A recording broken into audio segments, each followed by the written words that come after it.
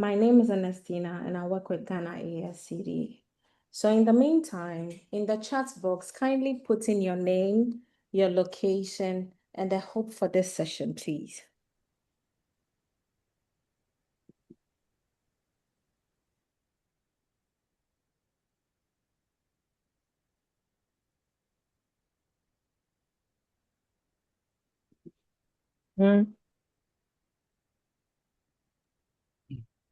Hello, Dr. Adams, you're welcome.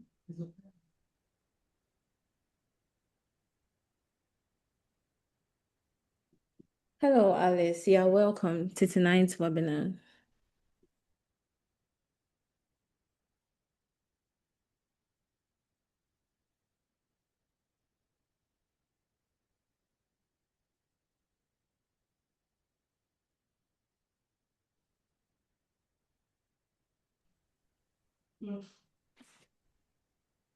So our agreements for tonight is be engaged and collaborative, be an active listener, be respectful. And then also, if you have any questions, you can put in the chat box and I would read it to the host. The purpose of our webinar series is to delve into topics that support leading and teaching in future-ready learner-centered communities. And by participating in our webinar series, one, you will strengthen your capacity to be a leader and a teacher in learner-centered communities. You will then again learn strategies that can easily apply in your context. Lastly, you can expand your network to include a professional community of educators committed to powerful student-centered teaching and learning. Our mission at Ghana ASCD is that we are an learning community committed to advancing collaborative capacity building and strategic partnership that accelerates learning for educators and students. We organize free webinars, Saturday professional development series, consulting, and express newsletter, which goes out at the beginning of every month, and renewed journal, unlock literacy program, in which we target the public schools in Ghana. Our national conference, which is coming up this July on the 18th, and it's happening in Accra at the International Community School in Medina, and our International Educator Summit, which is happening next year, July, in Accra at the International Community School too. Tonight, we have Mr. Oye and Cletus, and they are speaking on assessing the 4 C's. Welcome, Mr. Oye and Cletus. Thank you very much, Agnes. Thank you so Good evening, much. everyone. You're welcome, please. So please, can you proceed to your presentation, please? All right, thank you. Thank you. Cletus, are you sharing the screen?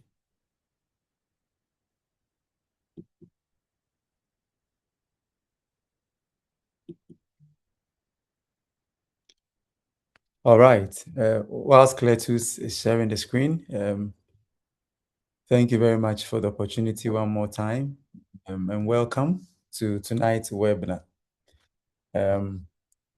Just a quick question. We have the 4 C's. If you were one of the 4 C's, which of them would you be? Critical thinking. I believe that as educators, we know by now that these 4 C's have been widely referred to as the 21st century skills. And therefore, they are skills that are critical for us in preparing our students for the world of work to be able to thrive out there. I mean, before many years, the focus was on the 3 R's: reading, writing, arithmetic, largely because many years ago, the economies were more manufacturing and probably agrarian. And so the 3 C's were enough. But in 2002, that was where the focus of the 4 C's became central to really ensuring that the kind of students, the kind of education that we give to our students actually is one that prepares them for the kind of economies and the global world that we find ourselves in. And given the fact that for us in our schools, these are not subjects that are taught once in a while. Maybe you have a course in the university or something that is on critical thinking, but largely these are not subjects that are taught. They are actually skills that are supposed to run through every subject that you teach, every lesson that you teach. And so the expectation is that by the time we all living here, we become more conscious of the fact that whether we are teaching mathematics, whether we are teaching geography, whether we are teaching chemistry, whether we teach at the preschool, whether we teach at the primary school, whether we are at the secondary school or at the university, these skills must be taught alongside whatever subject that we are teaching. And again, it is not limited to a particular curriculum. It is not that, oh, I teach the IB curricula and it's very strong on the 4Cs. Oh, I teach IG Cambridge and it is very strong, or the GES. It has nothing to do with curricula because all the curricula actually are very, very, very intentional about the 4Cs. They are all embedded in each subject. So it is not limited to any particular curriculum. It is for you as a teacher to be able to make sure that your classroom actually reflects the critical thinking, creativity, collaboration, communication. All right. Now, Agnes, we can move. All right. Please keep moving. So when we talk about critical thinking, I will be looking at the first two, critical thinking, creativity, and then my colleague will take the last two. They are not ranked. They are all interwoven. Now, when we talk about critical thinking, we are looking for opportunities that our students demonstrate to be able to ask the very, very questions that really produces thinking. They are not just asking ordinary questions of what, but they are really asking questions that provide the reasons, that provides the whys, questions that actually provokes thoughts. We are looking at opportunity for them to be able to analyze evidence and evaluate sources. We are looking at opportunities for them to be able to consider multiple perspectives, revise their thinking to show the new evidence, and also be able to distinguish facts from opinion. So, whatever subject that you are teaching them, the idea of critical thinking is for them to be able to really demonstrate that they are not just accepting the information at face value, but there is a lot of thinking that is going on, even as they hear from, even as they read, even as they interact among each other. And that is shown in the level of responses and the level of questions that they are also asking you as the educator in the classroom. Let's move. Yeah. Let's move on, please. All right. Okay. So, as already mentioned, these are not subjects. So, for every instructional moment, you want to be intentional about certain things. You want to pay attention to deep questioning that comes from your students. Typically, in our teaching moments, if we teach, we ask questions to students and quickly we expect them to produce an answer. As educators, if we want to be intentional about critical thinking in the classroom, always make sure you allow time for them to process the question. Allow time for them to think about the question that you have asked so that they can actually give you a response that is coming from thoughtfulness. And the questions that you are asking them in the classroom should not just be questions about what, questions that demand just closed answers. you are modeling, because they are learning this from you as an educator. So you are modeling some type of questioning terms to them that really provokes their thoughts.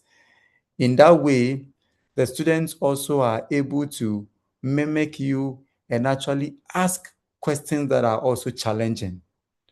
And as educators, please let us be patient so that when the students are asking these questions, we do not just shun them down, we do not just put them away, but we actually allow them to express themselves and then begin to work through the class to provide the answers to these deep questioning.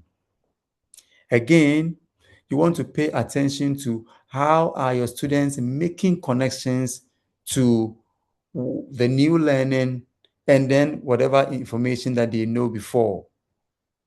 How are they able to connect the new learning onto real life applications? How about in the cross-curricular links? It is important that as you teach your students, as you talk about these concepts, as you um, give them writing tasks, you want to see how well are they able to make connections between the information that you are sharing with them in the class or the ones you shared with them. How are they able to connect? That helps you to know whether your students are actually improving and developing their critical thinking skills, or they are only just receiving the information from you and they are not able to process it much and add their own information or their own connection to it.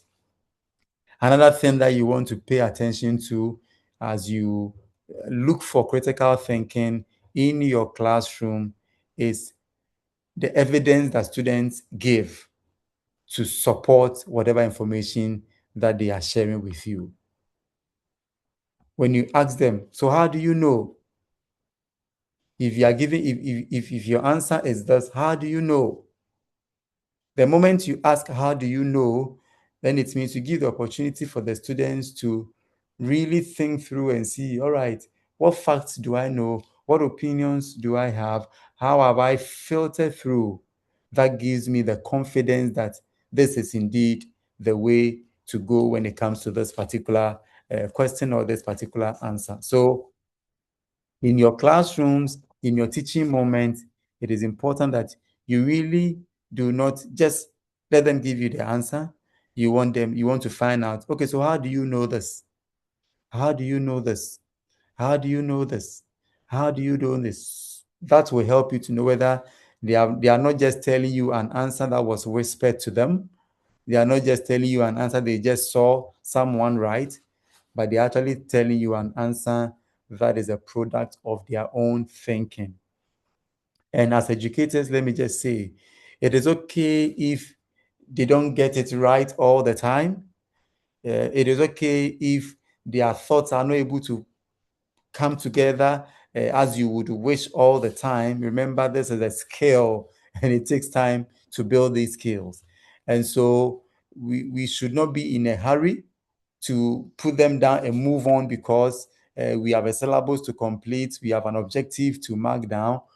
We want to make sure that we are actually helping them, pausing, so that whatever evidence that they have to actually demonstrate what they have come up with or what they are saying, we allow them to do so. And you notice that in a lot of times, some of the evidence or some of the things that they talk about for you as a teacher, they are probably things that you actually didn't even think about. They are things actually you are not aware of yourself. Please give time to the students to actually make a case and not put them down. Not it is very important that we make sure that we do that. Then again, you want to be intentional about finding out the multiple perspectives that your students bring on the table. The days when what the teacher says is the only answer definitely is not now. Those days are long gone. These days, information is easily accessible to all students, to everyone. And so, in your math class, in your chemistry class, in your history class, in your year one class, please acknowledge that your students have come into the classroom with multiple perspectives, and you want them to demonstrate that freely in your instructional moments. You want them to demonstrate it freely in your classroom. And as they do that, you begin to take notice of the students that are able to come up with these multiple perspectives, so that you encourage them, so that you motivate them to be able to do so. So you don't accept, oh, it's yes, it's no, and then we move on. You don't accept it's true, it's false. No, you want to actually give opportunity for students to demonstrate the multiple perspectives that the students bring on board in the classroom. One other thing that comes with looking at critical thinking in the class is for you and I, as educators in the classroom, to give opportunity for students to revise their thinking. To revise their thinking. All right, so you ask a question. All right, so how many of you think that this is correct? All right, all right. If it's correct, let's stand here. If you think it is no, stand on the other side. All right, now let's think through. Why do you think it is wrong? Why do you think it is correct? People explain their choices. Give students the opportunity for them to decide, okay, I think I said yes, but I think now, upon all the information that has come, I think I am satisfied that my initial answer was not the best. I would want to now support the other answer. It is all part of the learning. So it is not, okay, those of you who said yes, stay here, no, over there, and then we decide, okay, these people are correct. All right, let's clap for them. The rest, you sit down. No, when the opportunity comes for them to discuss their thoughts, please give them time, give them the opportunity for them to revise their thinking, so that you can actually be able to tell whether there is some level of learning and thinking that is taking place in the way uh, they are actually thinking. It is important because, like I said, these skills take time to build. And so, if you are careful and particular about these skills in your classroom, the other teacher in the next grade will build upon it. As they move on in the academic ladder, they begin to really improve in their effectiveness in applying these skills in their context. Again, also give opportunity for students to break down problems, to break down problems. Usually, when in the classroom, when you give students tasks in your subject area, um, for some of them, it may look very confusing. Oh, I cannot do this. This is difficult. No, you want to help the students. How can you break the problem down into a form that becomes simple for them to tackle bit by bit before bringing it together? So in your classroom, you want to pay attention to how do I help my students to be able to break down complex tasks, for to be able to understand it and be able to apply their thinking in solving the problem. Now, in assessing critical thinking, like I said, these are skills. And so you're not going to be quantifying it and punishing students for it with grade and saying, oh, this one is excellent, this one is A, this one is 90, this one is 80. No, it's a skill.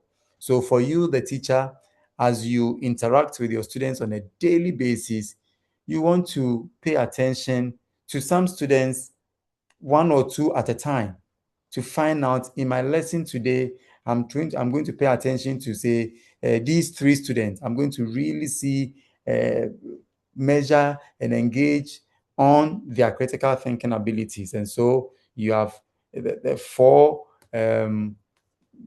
rubric dimensions of beginning, developing, proficient, and advanced.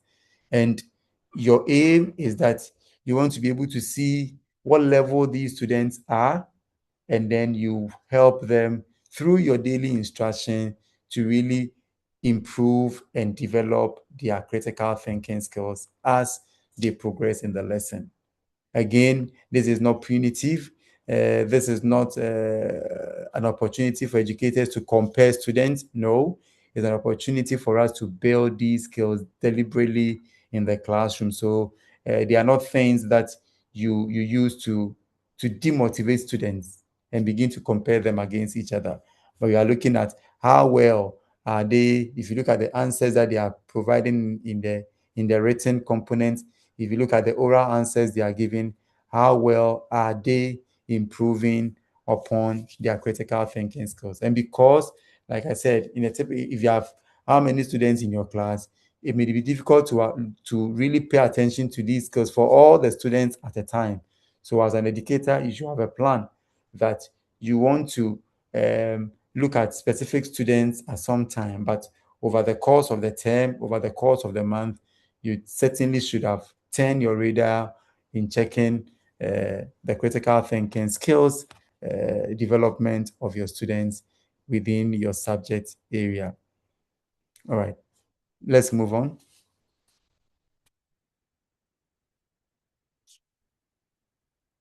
If you have any questions, please, you can put them in the chat. All right. Now, when it comes to creativity, I know what comes to mind quickly is the art room, right? The moment you talk about creativity, you're looking at students who are able to, who knows how to draw, students who are very, very good at expressing themselves. But creativity obviously goes beyond that. Creativity happens when students generate new ideas, when they are able to make unexpected connections, when they are able to take intellectual risk, they are able to express themselves authentically across all subjects. And again, let me say that allowing students to express their creativity, a lot of the times as adults, if we do not take care, we stand in their way. We stand in their way because we want them to do it in our style. We want them to do it to fit the way we have assumed of them. But creativity means that we are actually allowing the child to be original in their thinking. We are allowing the child to think about solutions other than the ones you have taught them from the textbook. We are giving them the opportunity for them to come up with novel ideas. And it is important that we do not shut the kids' creativity down. At times, the students that are creative in our classrooms, uh, uh, they can say things where we'll go like, oh wow, where from this? And at times we make them even feel bad for thinking differently.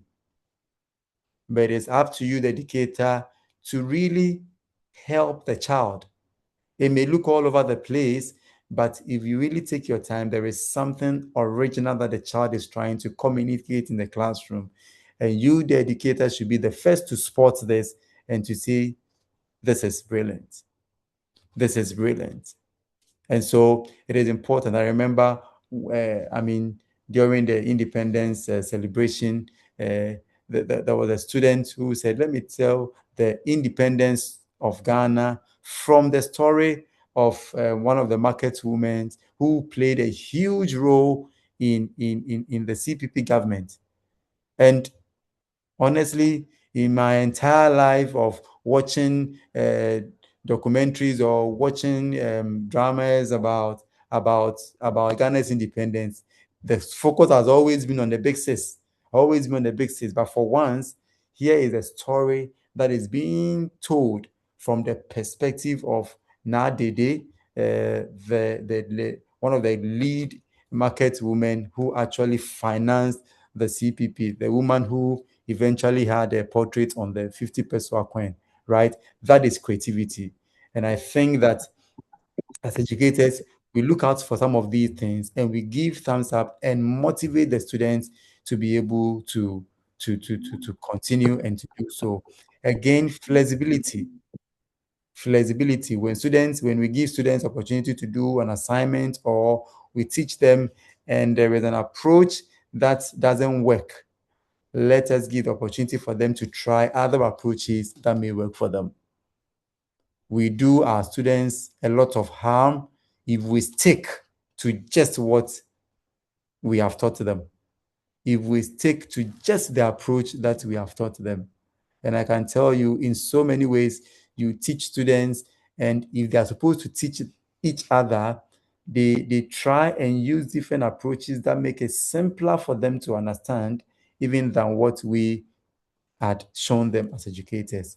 And so pay attention and look for these students who actually are always looking out for multiple approaches of solving your math problem, multiple approaches of writing the story, writing the essay, all in an attempt to demonstrate that they are thinking differently.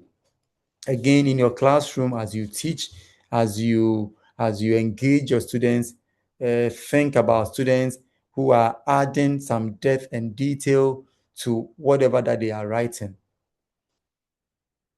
What kind of depth, what kind of elaboration are they adding on?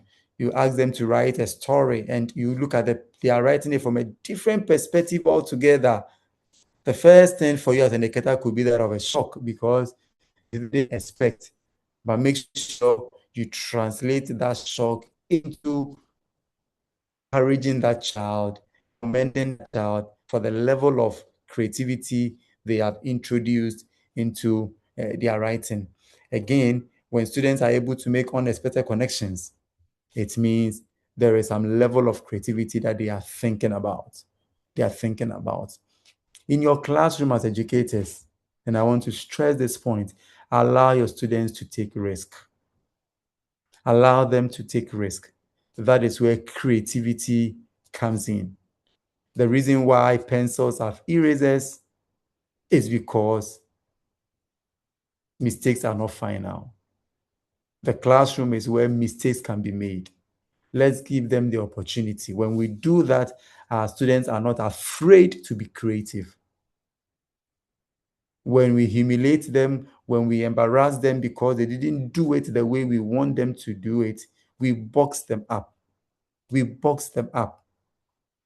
And I know that for most of us, especially in the Ghanaian context, we went through an education system where most of our teachers will not allow us to take risk. And so even though we have grown up, risk taking still doesn't come naturally to us. And so when you come across students or younger students who kind of are very interested in taking risk, it is easy for us to kind of discourage them.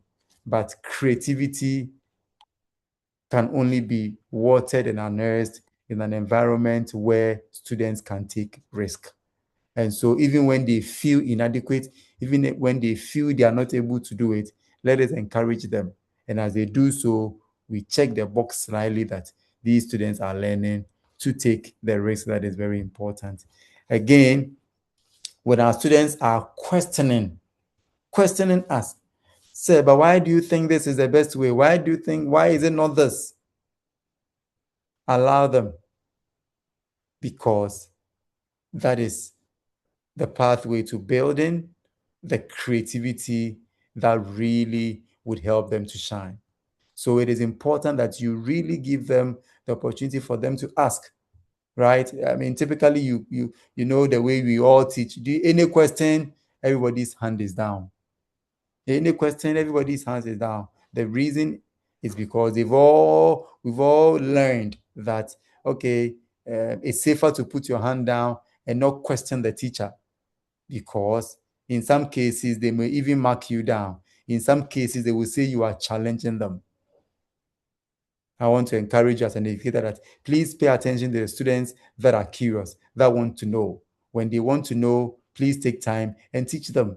If the answers you have are not enough to convince them, please throw it all to all of them as a research task. Let them all go and do the research instead of telling them, all right, keep quiet. That is not what we are talking about today. No. Give them opportunity so that they always are asking why and what if, so that we are on the same page. Again, students' authenticity in the work that you give them is important. student authenticity in the work that you give them, it's really, really, really important across all the subjects. Don't make it easy for your students to just copy each other and present it to you. No. It is important that you look out for student authenticity in the work that they submit. It may not be perfect. And I always say the reason why the students would prefer to copy than to demonstrate their own creativity is because in their minds, teachers are looking for perfect works. They are looking for the perfect answers. They are looking for what is right. And so let's just do it for them, right? But we want them to trust that, be authentic, share what you know, ask any clarifying question. You may not be there, but that is how the learning really happens for you. And so, irrespective of whether you teach math, English, science, social studies, any of the vocational subjects, irrespective of whether you are a preschool teacher, a primary teacher, JHS, secondary, or university, there are several examples of how you can build creativity in your classroom. There are several examples of how looking out for creativity from your students.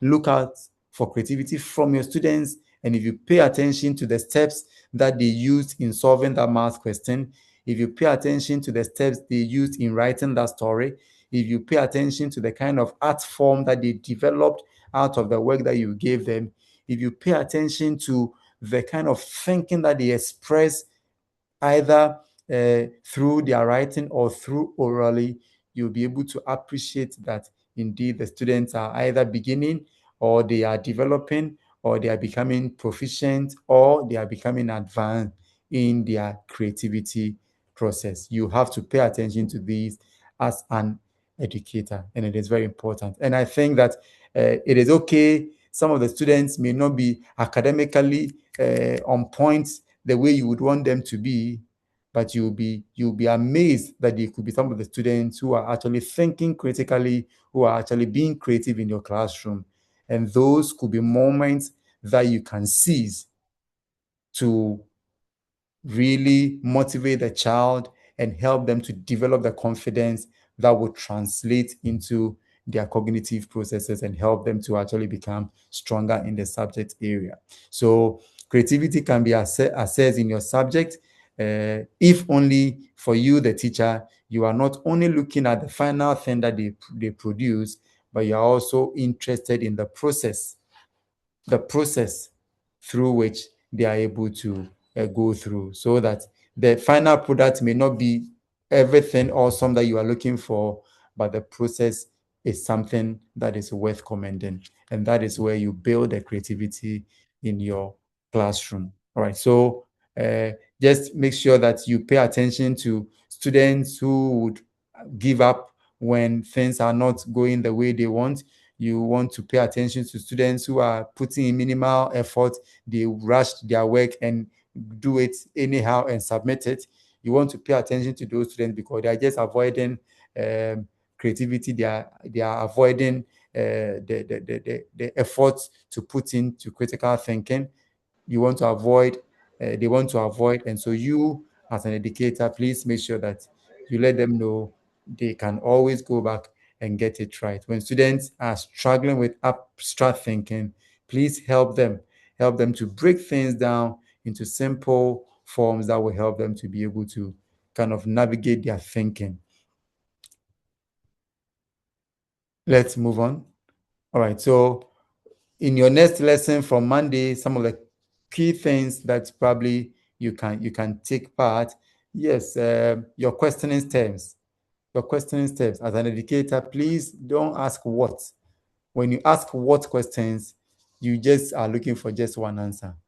Think about why, how, what if. Those question stems really generate a lot of thinking for the students. Use Bloom's high order prompts daily. As we all know, there are on the ladder, there is remember, there is understand, there is apply, there is analyze, there is evaluate, there is create.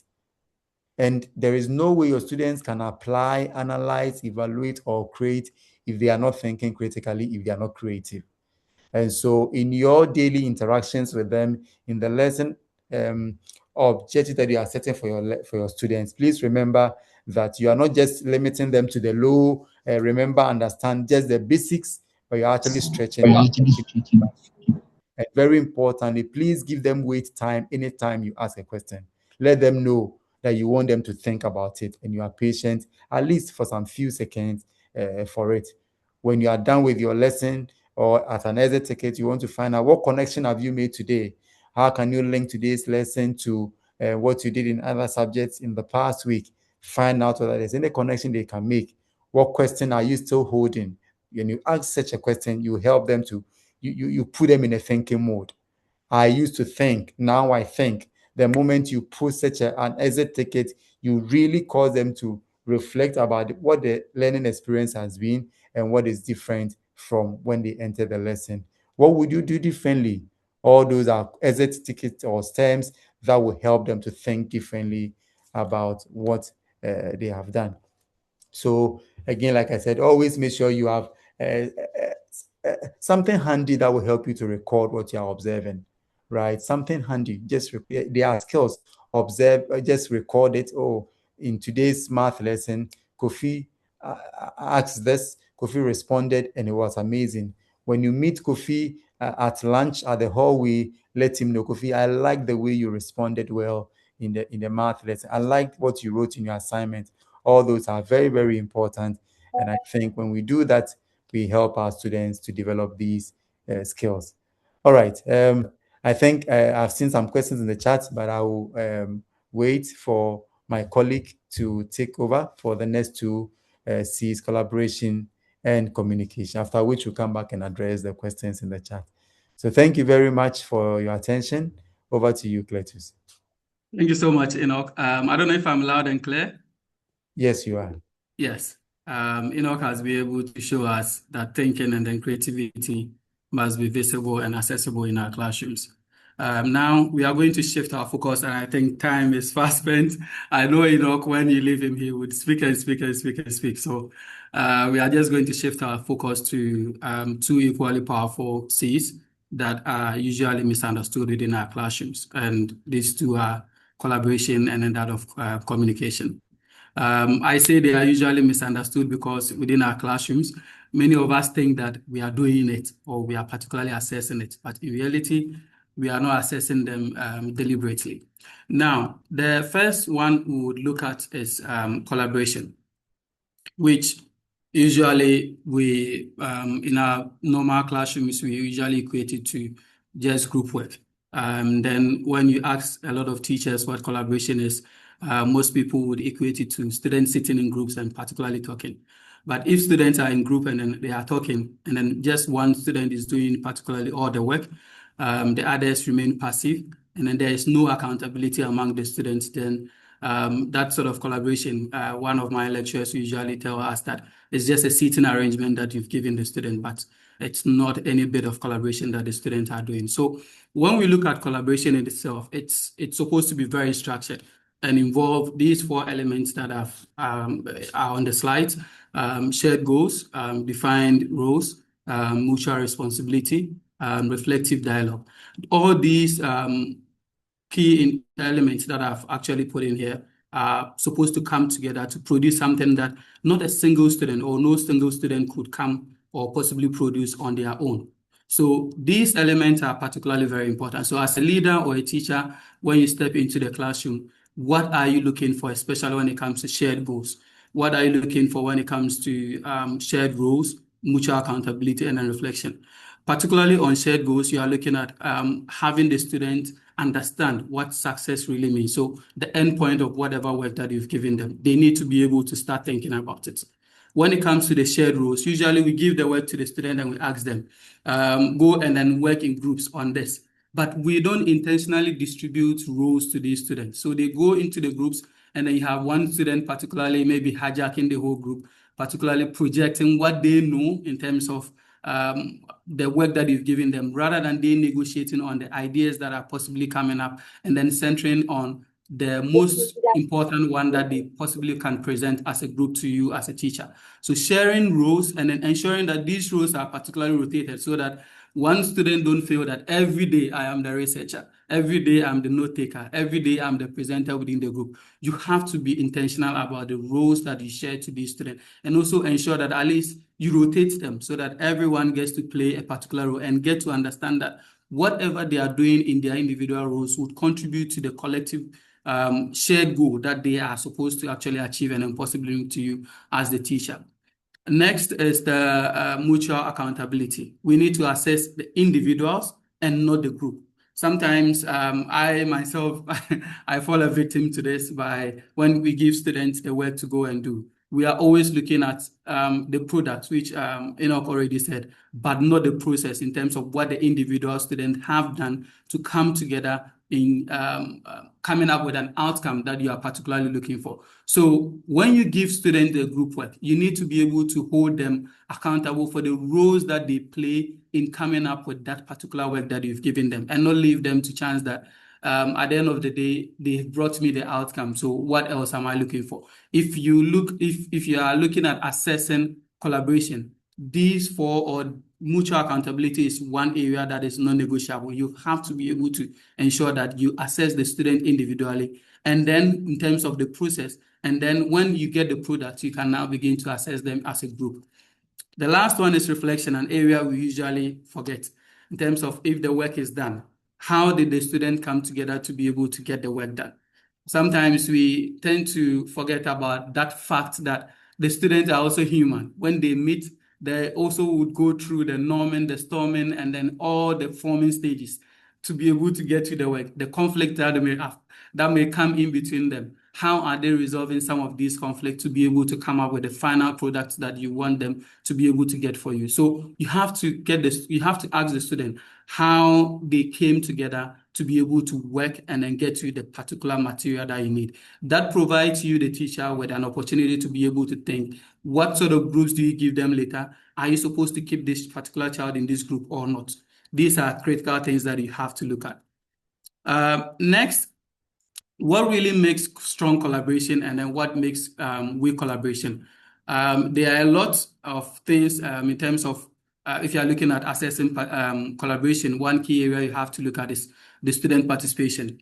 Now, are the students actually engaged or actively engaged in the task that you've given them, or they are just passive and then letting others particularly go through it? When I was in the university, usually when they give group work, we always look at the one that we always say is very smart in the group, and we ask the person to go through and then possibly do the work. Someone will come up and say, oh, I have money, I'll pay for the printing. Another person will say, I'm eloquent, so I'll do the printing. So you go and sit alone and particularly come up with whatever we are supposed to do, and then we present to the lecturer. That is where we lose sight of the shared responsibility in terms of what individually they are supposed to do to be able to complete the work that you've given them. And even the roles that you've given them, do they complete their roles and then also go ahead to support others? Or they usually would avoid the tasks, as I've already said, and then they leave it for others to particularly do. Collaboration, still on that. Are they working together in their different groups in terms of if conflict comes, what are they supposed to do? Are they handling these conflicts constructively, or they are coming to you again to help them particularly resolve it? There are some who possibly might just decide and say, well, I will not particularly partake in the work again because this person, I can't maybe work with this person, I can't work with this particular person. So you as the teacher, as you assess this area, you have to be able to, as Mr. Oye already said, you have to be intentional about some of these things. You have to walk into the class asking yourself, who is talking, who is thinking, how are they resolving issues among them, who is actually doing the work that you are expecting them to do, and are there any unresolved conflict among them? When you leave these things to just guessing and you don't observe them critically, you would be making a mistake in terms of the work that you want them to do. They might come up with the end product that is done by one person, but not the true reflection of the whole group that you've actually assigned the work to. We can move to the next one.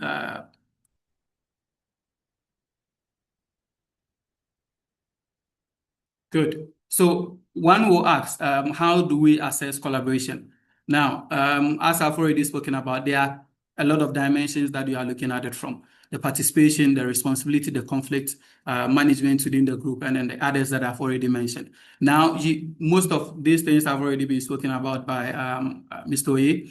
In terms of rubrics that you are going to use. So this is a typical rubric that you can use to assess collaboration within your classroom. So the dimensions are already there. That's participation. You are looking at assessing participation among the students. And what are you looking for? You have to be very clear in terms of what you are looking for. You have to define the quality of collaboration, or define what quality collaboration looks like in terms of participation. You have to be clear, and then you have to think some of these things in advance. If you leave it to chance in terms of when you come to the class, and then you are now going to look at what am I particularly looking for, you might be making a mistake, or possibly you just create very vague criteria that you will be assessing the students on.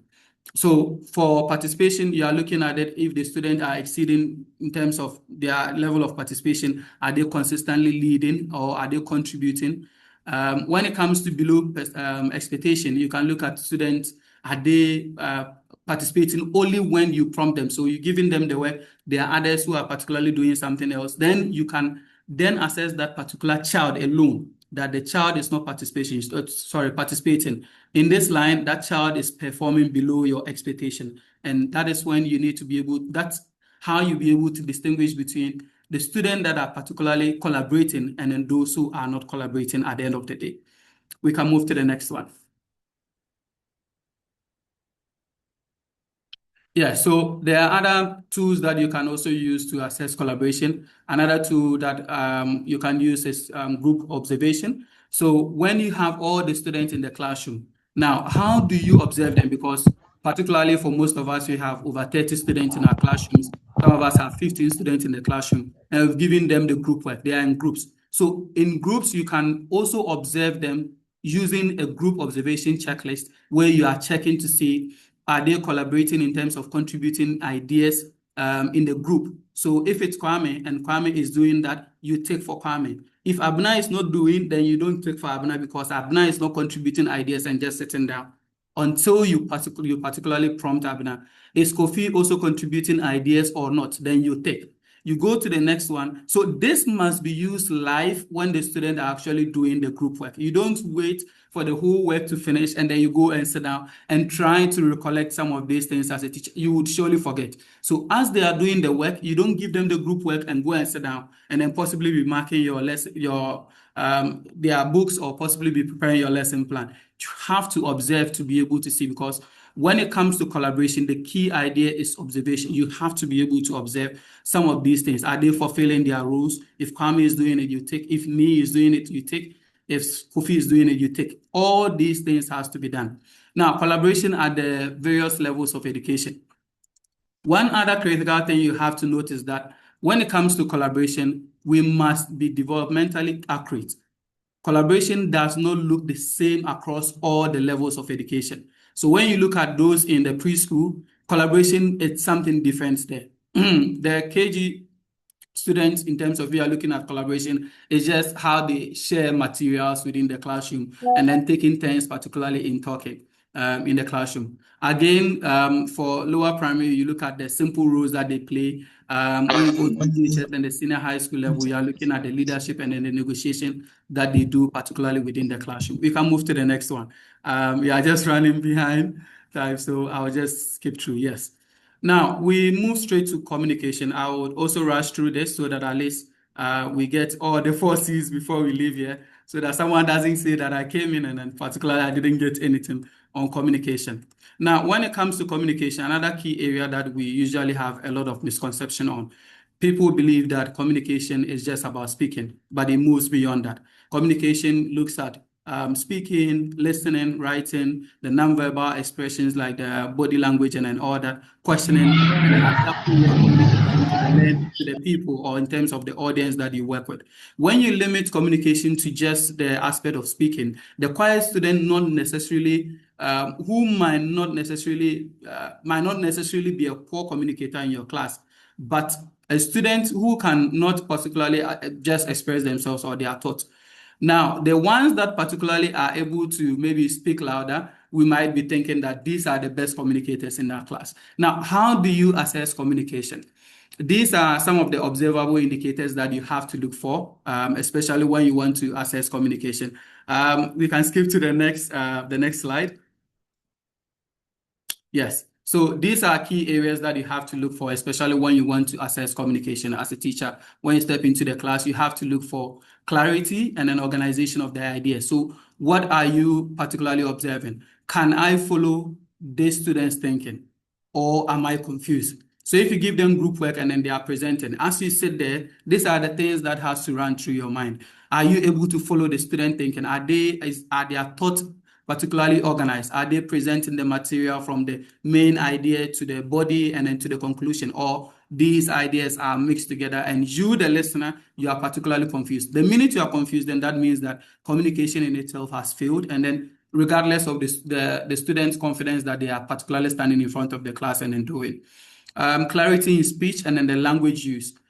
Is the student using appropriate language, and is their delivery clear and then possibly audible? So pacing is one of the key things that you have to check. So sometimes we ask students to come and present, and they stand in the class and then they rap. We always say they rap, and in terms of they run very fast, in the sense that you don't even hear the language that they are using, and particularly some of them use very big language that even for them, the student themselves, they are not able to particularly, think through to be able to explain this language that they are particularly using in their presentation. So you have to be cautious about if you can follow the students' thinking, and then at the language that the students are using in the classroom or in terms of their presentation or their communication, is there a language that is appropriate to their level, grammar and everything you are checking according. Now, listening and then verbal communication. Yes, you can skip this as well. You can go to the next slide.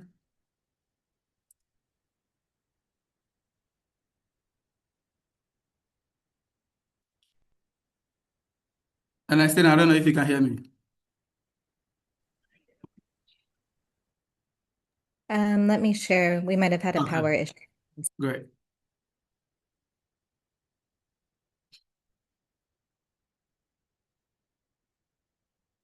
So let me just continue since you are still sharing. So the next critical area that you have to look for is when you want to assess strong communication is listening and then nonverbal communication. So you have to be looking at active listening in terms of among the students, the eye contact they are making during the presentation. Are they responsive to the answers they are giving? And then are they addressing them in terms of how you want them, or are they follow-up questions that people are asking, and are they showing understanding for some of these follow-up questions that others are particularly posing to them?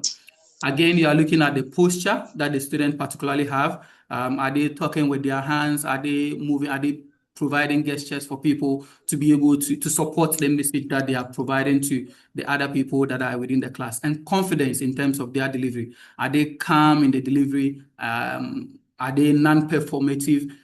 All these things are key indicators that you have to consider, especially when you want to assess communication. The next one you have to look at is, can move to the next one. Yes, asking active, effective questions. So questioning and then reasoning, responding. So this is where deep learning actually happens. It goes back to what Mr. Oye already said about critical thinking and that of creativity. Asking meaningful questions. So questions that pushes the student to think beyond what they are actually presenting. So in terms of communication, they don't just present the information to you, but you ask them questions to be able to clarify. Are they presenting these materials to you based on what they'll be able to research by themselves? Or are they presenting this material based on what maybe ChatGPT or Claude has been able to give to them as students, and then they are presenting it to you? Are they building on the other ideas that people have been able to, are they challenging themselves? Are they building on the ideas that others or their peers have been able to contribute in the discussions that they are particularly having? And then also responding to disagreements respectfully. So one of the key things that we usually don't consider is when students present their information to us in the classroom and others are asking the questions within the classroom, are you following up to see how they are responding to some of these questions that their colleagues are particularly asking within the classroom? Are they respectfully disagreeing and possibly providing other means for which these things can be looked at? So disagreeing respectfully, oh, I see your point, but then we can look at this in a different way.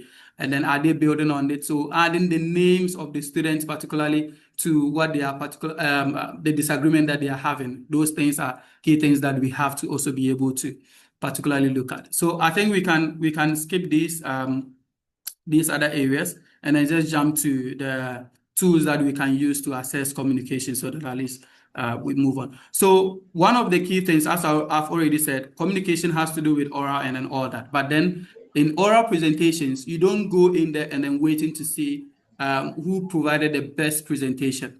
But then individually within the classroom, you are also assessing them based on the ideas that they are presenting. Is it clear enough? Is it logically sequenced? So you can provide a particular checklist, or you can use this particular checklist to be able to check.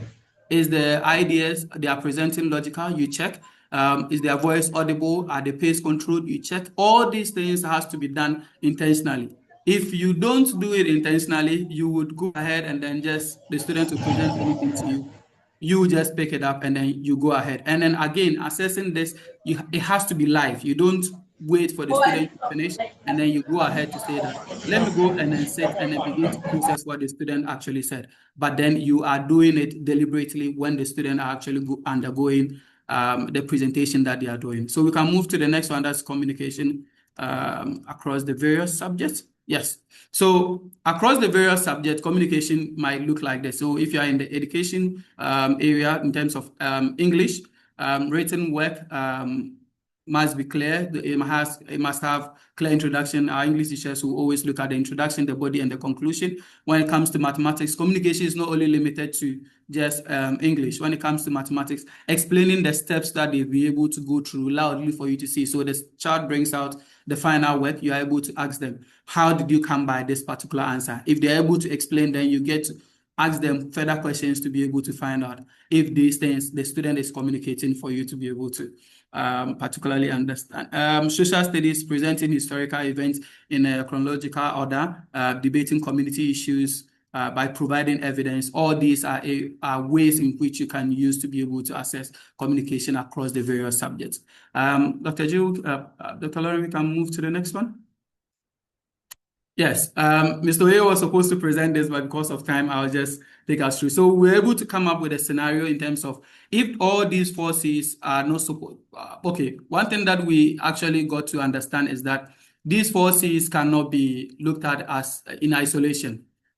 This is where we have to look at it in terms of we have to put them together, especially when we are assessing them. They cannot be a standalone area that you particularly say that I'm just assessing just critical thinking alone, I'm assessing creativity alone, I'm assessing collaboration alone. You have to sometimes be able to bring them together and assess them together, because as the student is particularly working on a particular area, you can look at assessing creativity in there, you can look at assessing critical thinking. So a particular question that we've provided, you can find a way of incorporating critical thinking there if the student is analyzing evidence on the plastic pollution. When it comes to creativity, are they designing original community solution in placards, in everything that they are, or in digital forms?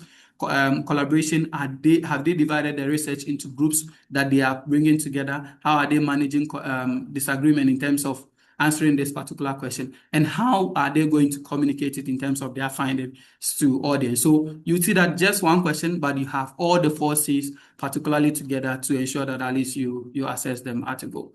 We can move to the next one, which might be, so our takeaway. These are some of the key takeaways we can as we move into classes. I know school resumes next week. So for critical thinking, Mr. Oye has already spoken about it. Add one why or how question in every lesson that you ask, just to replace some of the recall questions you ask. For creativity, you have to offer the student choice to be able to demonstrate what they already know or what they particularly know about that. And then you have to start building the process portfolio with some of the students or the student that you have in your classroom. When it comes to collaboration, you have to assign group works, roles in your group works, and not leave it to chance in terms of having the student going in. And then you have to assess individuals within the groups and not just the group in general. Then when it comes to communication, try as much as possible to use the various checklists and then the criterions that has been given when you're assessing the oral presentations that you might be conducting within your classrooms. So our final words is that the question is no longer can our students remember, but the question is, can our student think, create, collaborate, and then communicate? And this is what myself and then Mr. Oye has to present to you as a group. Thank you so much.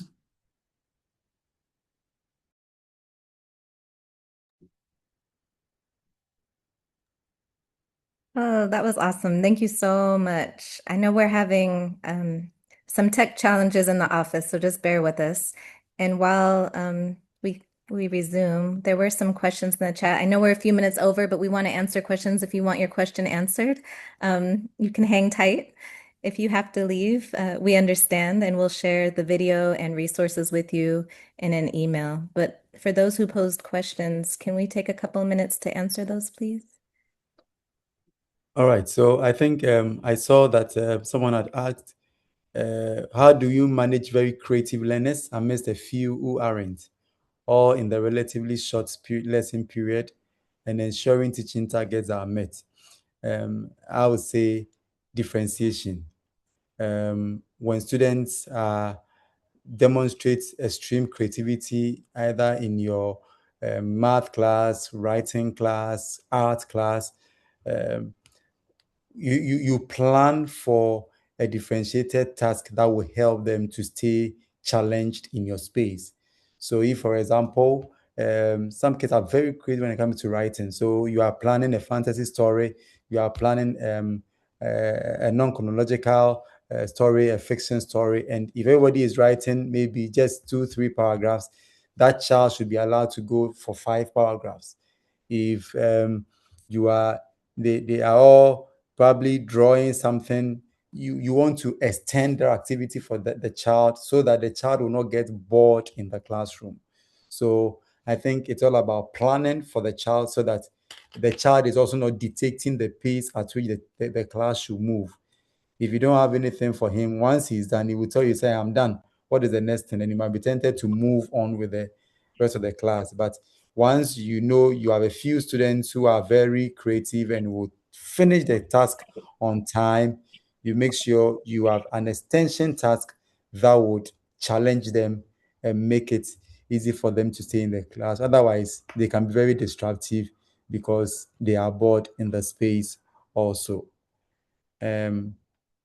Another questions term that came, I think time factor is something my teachers complain about as not being enough for them to take the children through all the 4 C's.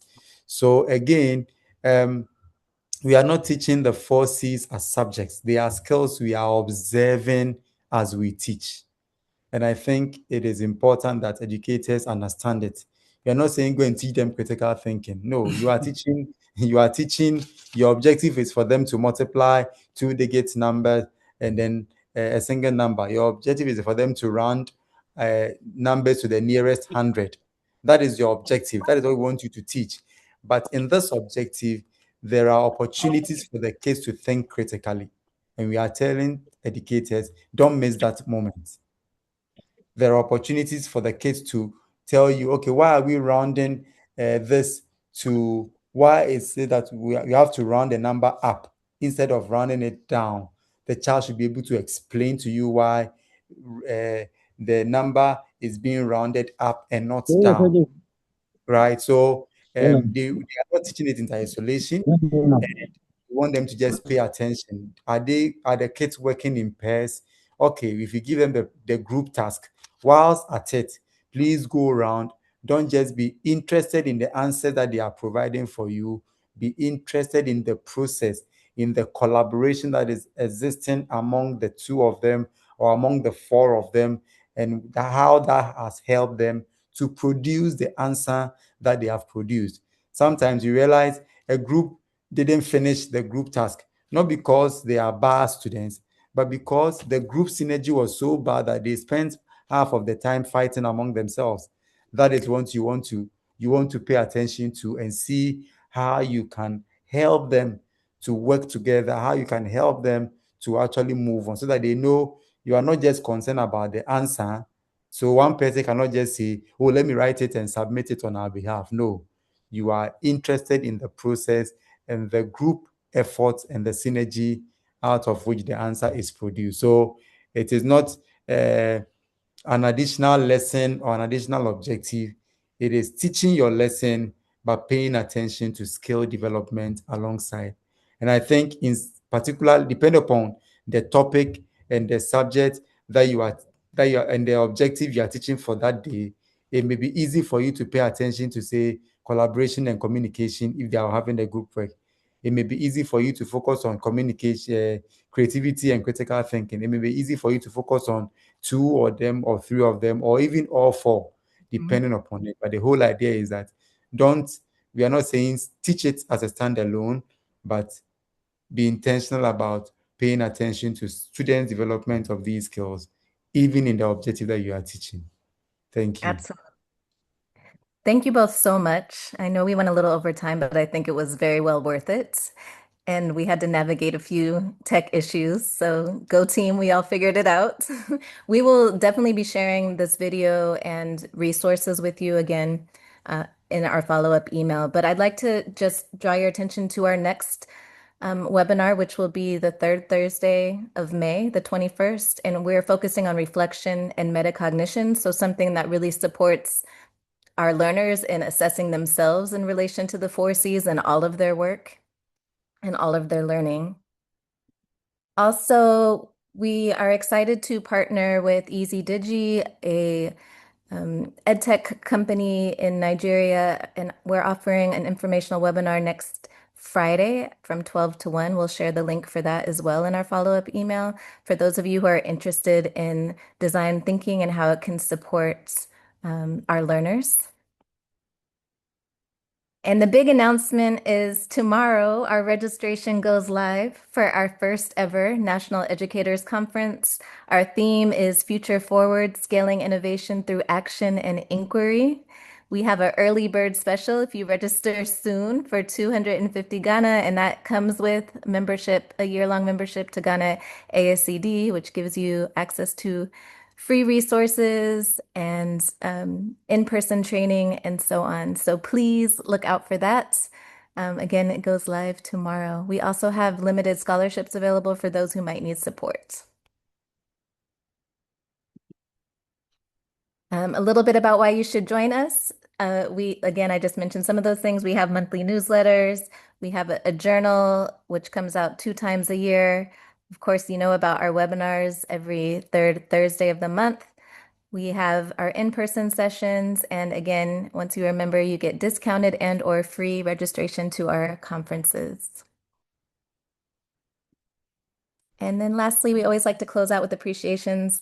We know it's a weeknight and you had a long day and you chose to spend your time with us this evening to further your own professional learning. And we appreciate that so, so much. And we look forward to being in community with you again soon. This is how you can stay in touch with us. Again, we look forward to being in community and hope to see you next month on our webinar on reflection and at our conference on July 18th. Have a wonderful evening, everyone, and take good care.